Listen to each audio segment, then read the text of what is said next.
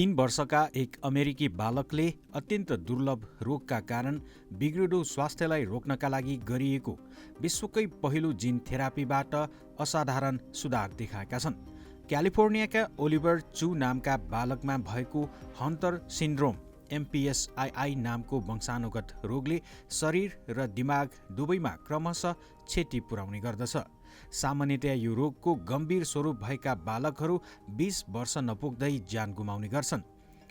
विशेषज्ञहरूले यसलाई बालककालमै विकास खुकुलो हुने डिमेन्सिया जस्तै समस्या भनेर पनि वर्णन गर्ने गर्छन्।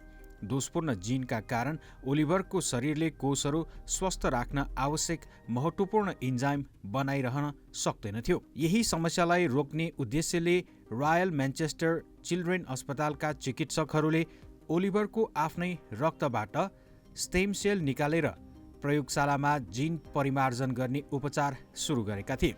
यसरी तयार पारिएका कोशिकाहरू फेरि उनको शरीरमा प्रत्यारोपण गरिएको हो। यो उपचार विश्वभरका 5 बालकमध्ये पहिलो पटक ओलिभरमाथि प्रयोग गरिएको हो। उक्त क्लिनिकल परीक्षण सहनेतृत्व गरिरहेका प्रोफेसर साइमन जोन्स भन्छन्, यो क्षणका लागि म 2 दशकदेखि प्रतीक्षा गर्दै थिएँ। ओलिभरको प्रगति हेर्दा साँच्चीकै उत्साह लाग्दो छ। ओलिभरको बुवा आमा जिङ्रू र रिकी चु छोराको जीवन रक्षा गर्ने आशामा अमेरिका छोडेर बेलायत पुगेका थिए। ओलिभरका दाजु स्काइलरलाई पनि त्यही रोग भएकाले परिवार लगातार अस्पताल यात्रामा निर्भर थियो। रिकी भन्छन्, हन्टर सिन्ड्रोमबारे पहिलो सुन्दा डाक्टरहरूले इन्टरनेटमा नहेर्न भनेका थिए, किनकि त्यहाँ धेरै डरलाग्दा उदाहरणहरू भेटिन्छन्, तर अन्ततः हेर्दा भविष्य कस्तो होला भन्ने डर लाग्यो। यो रोगका बालकहरू जन्मिँदा सामान्य देखिए पनि 2 वर्षपछि लक्षण सुरु हुन्छ।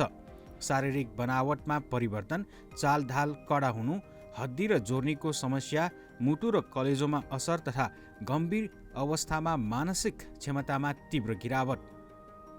प्रति 1 लाख पुरुष शिशु जन्मेका मध्ये 1 मा मात्र देखिने यो रोग अत्यन्तै दुर्लभ मानिन्छ।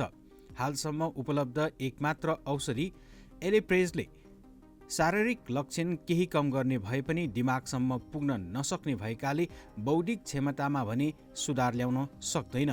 तर जिन थेरापी सुरु भएको 1 वर्षमै ओलिभरको विकास सामान्य बालक सरह देखिन थालेको चिकित्सकहरूको भनाइ छ। आमता जिङ्रू भन्छन्, उनको प्रगति देख्दा हरेक पल्ट आँसु आउँछ, किनकि यो हाम्रो लागि चमत्कार सरह भएको छ। पूर्वाधार र आर्थिक अभावका कारण सुरुमा स्थगित हुनै लागेको यो अनुसन्धान अब भने हन्टर सिन्ड्रोम भएका परिवारका लागि नयाँ आशाको रूपमा देखिएको छ। वैज्ञानिकहरूले यस उपचारले दीर्घकालीन रूपमा कतिको प्रभाव पार्छ भन्ने विषयमा अझै निगरानी गरिरहेका छन्।